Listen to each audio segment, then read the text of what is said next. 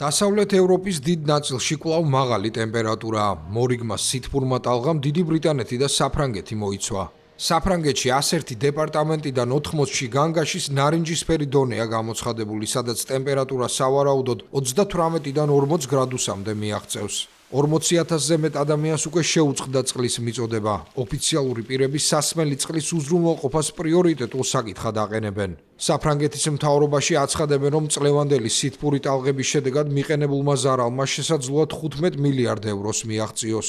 ლამანშის სრუტის გადაღმა კერძოდ ცენტრალურ და სამხრეთ-აღმოსავლეთ ინგლისში ტემპერატურამ შესაძლოა 38 გრადუსს მიაღწიოს, რაც მხოლოდ მცირედით ჩამორჩება 2003 წლის რეკორდს. ეს ამ ზაფხულს რიგით მეხუთე სითბური ტალღაა დიდ ბრიტანეთში.